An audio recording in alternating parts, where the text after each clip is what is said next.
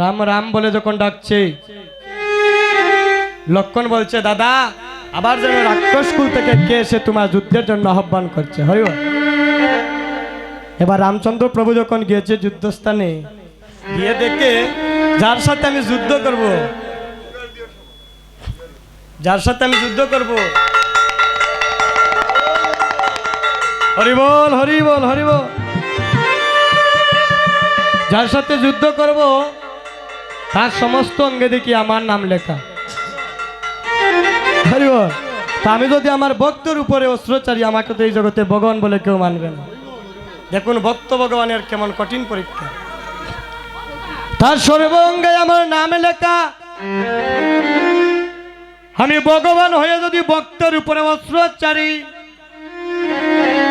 এই জগতে আমায় ভগবান বলে কেউ মানবে না। না না লক্ষণ, আমার সীতা উদ্ধারের প্রয়োজন নাই, চলো আমরা আপন গৃহে চলে যাই। পিছন থেকে ডাক দিচ্ছে রাম হরাম। যুদ্ধ করতে যখন এসেছো বীরের মতো যুদ্ধ করো, যুদ্ধস্থানে প্রমাণ হবে কে ভক্ত আর কে ভক্ত। যখন ধমক দিয়েছে রামচন্দ্র প্রভু যুদ্ধ শুরু করলেন। হরিবল। এবার দেখুন রামচন্দ্র প্রভু যে বান মারেন, ওইটা তরুণী সেনের গলা গিয়ে পুষ্প মাল্য হয়ে পড়ে।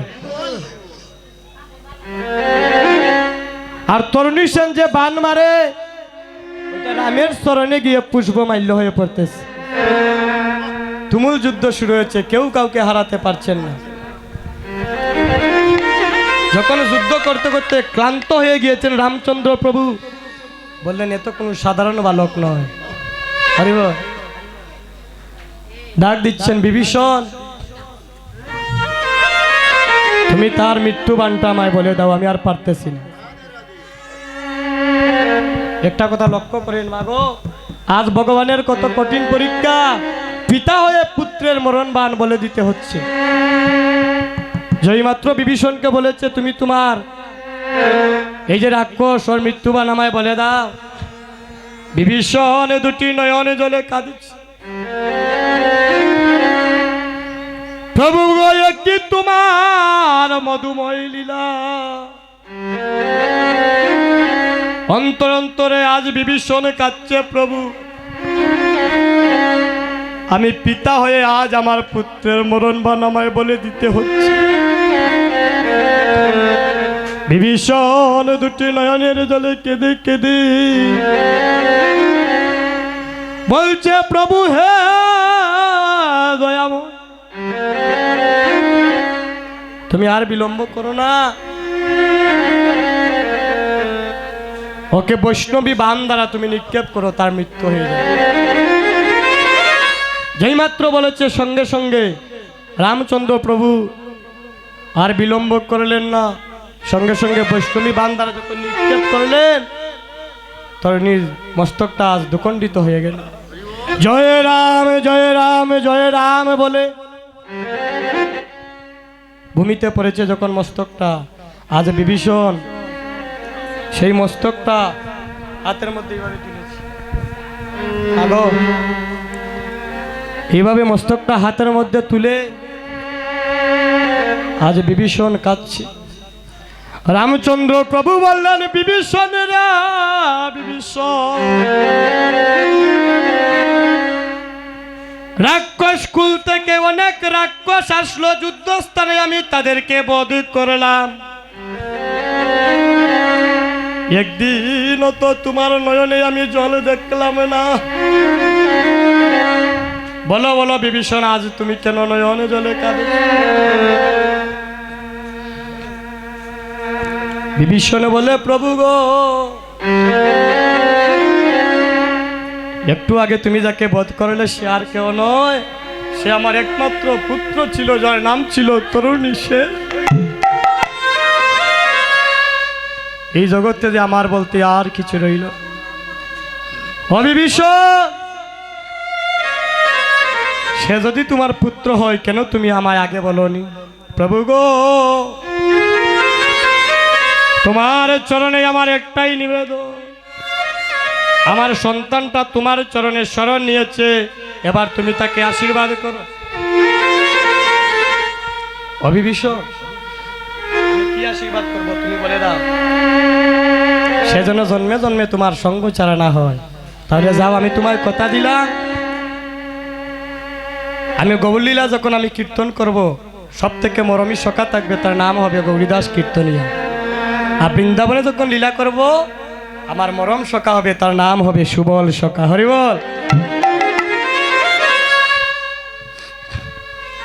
আজ ভগবান দেখুন তার ভক্তকে কেমন করে পরীক্ষা করে বাবা। আজ সেই তরুণী সেন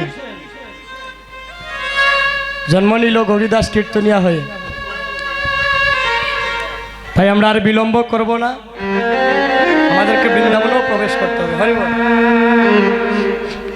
হরে দেখিয়া গো রাঙ্গ রূপ হয়াদি প্রেমের ইয়াবে, হায় রে দেখিয়া গো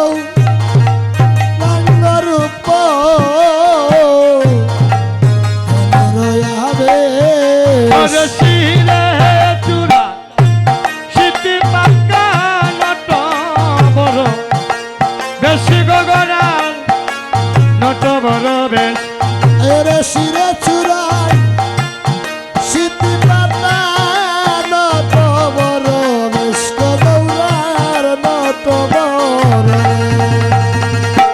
শিরে চূড়া সিদ্ধি পাক্কা নট বড় বেশি গগরান নট বড় বেশ। রে শিরে চূড়ায় সিদ্ধি পাতা নত বড় বিষ্ণ গৌরার নত বড়,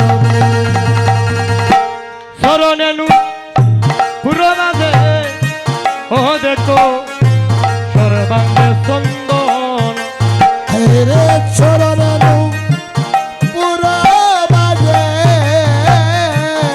ও গৌরার সর্বাঙ্গে চন্দন, হরে বংশীব দনে কয়ে চলো গুবর দন গো চলো গোবর দন। রে বহন শিব দাদা কহে চল গুবর, দাদা গো চল গুবর, আজুরে গো রঙ্গের মনে আয় গো কেবা বই উঠিল, রে আজুরে গো রঙ্গের মনে মনে কি ভাব উঠিল, হরে গুষ্ঠ লীলা গৌরার সাথে প্রকাশ করিল গো প্রকাশ করিল, রে দুষ্ট লীলা গৌরা চাঁদ প্রকাশ লীলা গো প্রকাশ করিল, এবার বৃন্দাবনের পথে চলো, রে বৃন্দাবনের পথে চলো, প্রেমানন্দে হরি বল বৃন্দাবনের পথে হরি বল, রে প্রেমানন্দে হরি বল বৃন্দাবনের পথে, এবার বৃন্দাবনের পথে চলো, বৃন্দাবনের পথে আরে চলো, বৃন্দাবনের পথে চলো, বৃন্দাবনের ও পথে সবাই প্রেমানন্দে হরি বল বৃন্দাবনের পথে চলো, প্রেমানন্দে হরি বল ওরে বৃন্দাবনের পথে চলো। হরি বল। সবাই দুটি হাত তুলেন, মা একটু হাতটা তুলেন।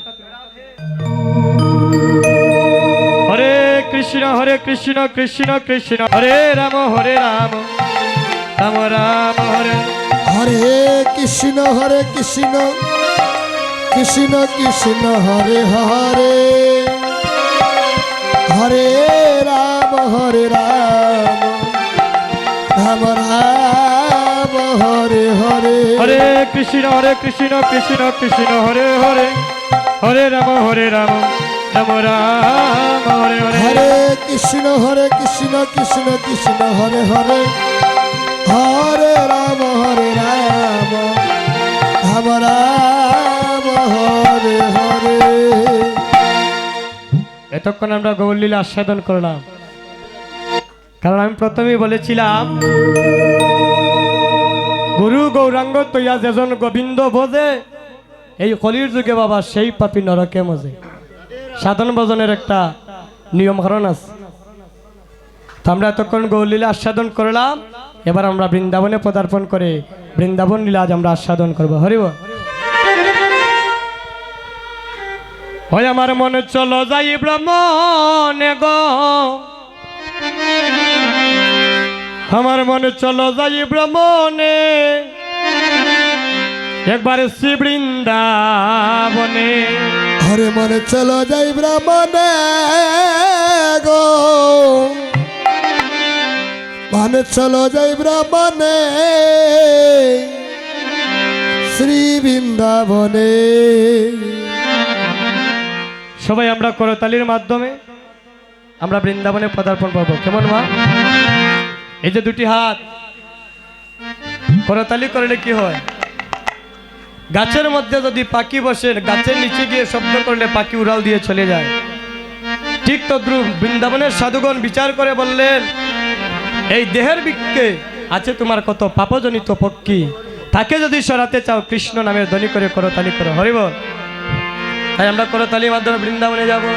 হয় আমার মনে চলো যাই ভ্রমণে গো, মনে চলো যাই ভ্রমণে শ্রী বৃন্দাবনে।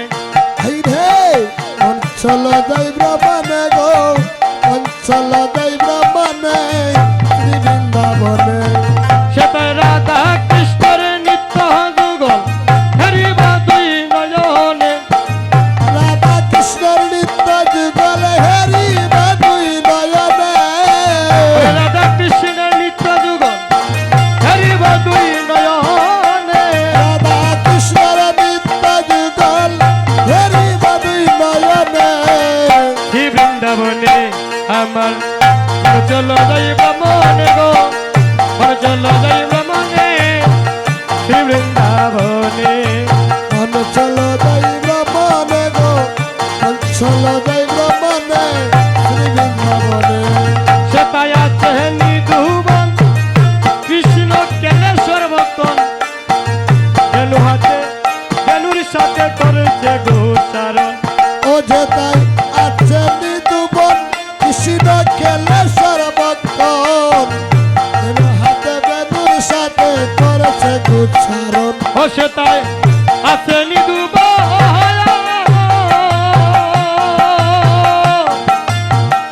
কৃষ্ণ কেলেশ্বর ভক্তন, কেলু হাতে কেলুর সাথে করেছে গোচারণ। ও যে তাই আছে নিধুবন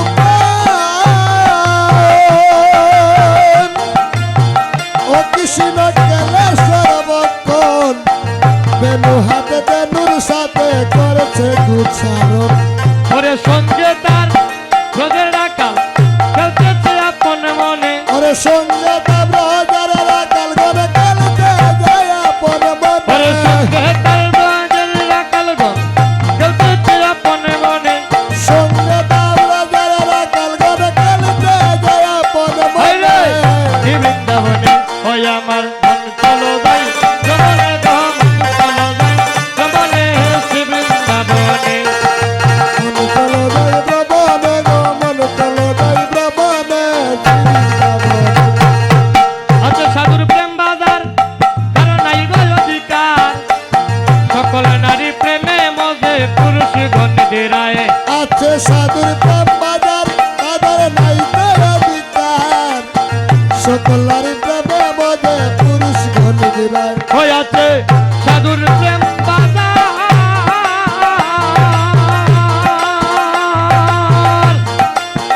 অকারো এই অধিকার, সকল নারী প্রেমে মজে পুরুষ গণের নিদ্রায়। আছে সাধুর প্রেম বাজার তাদের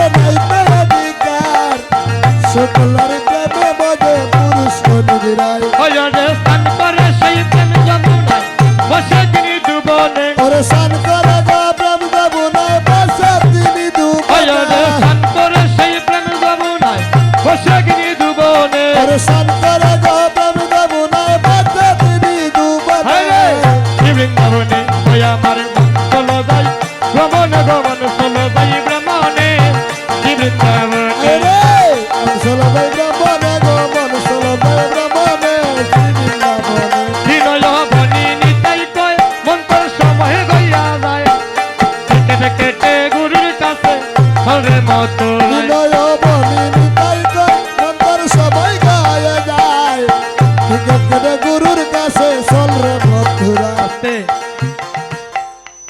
এই পটটা যখন লিপিবদ্ধ করলেন মহাজনের নাম কি? দীন অবনী নিতাই। উনি কি বললেন? দীন অবনী নিতাই কয় মন্ত্র সময় গইয়া যায় টিকিট কেটে গুরুর কাছে চল রে মথুরা। আর বেলা নাই, বেলা আসেনি গো। একটা দিন যাবে মনে করবেন আপনার জীবনের একটা দিন হিসাব থেকে কমে যাচ্ছে। এই দেখুন আমার এই মা একদিন আমার মতো ছিল যৌবনকাল, আজ উনি বৃদ্ধকালে পদার্পণ করেছেন। কালো চুল আসি সাদ হয়ে গেছে, হরিব সময় নাই। তাই বলছে বিনয় বনিনি তাই কর মন্তর সময়ে গইয়া যায় টিকিট কেটে গুরুর কাছে চলে রে মথুরায় বিনয় বনি নিতাই কয় মন্তর সবাই গায়ে যায় টিকিট কেটে গুরুর কাছে চল রে মথুরা বিনয় বনিনি তাই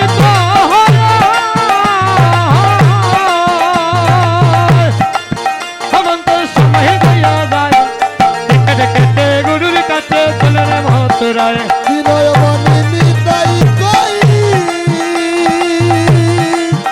মন্তর সবাই গায়ে যায় টিকিট কেটে গুরুর কাছে চল রে মথুরা হয়ে স্থান তোহরে সেই যমুনায় বসে গিনি দুবহরে সনকরে গপ্রবত বুনাই বসে তিনি দুবনে হয়ে তবে তোরে সেই যমুনায় বসে গিনি দুবহরে ওরে সনকরে গপ্রবত বুনাই বসে তিনি দুবনে হরে বসে গিনি দুবহরে ওরে মনে তিনি দুবনে হরে স্থান তোহরে সেই যমুনা হরি বলব বসে গিনি দুবহরে ওরে সনকরে গপ্রবত বুনাই বসে তিনি দুবনে হরে বসে গিনি দুবহরে ওরে মনে তিনি দুবনে হরে বসে গিনি দুবহরে ওরে মনে তিনি দুবনে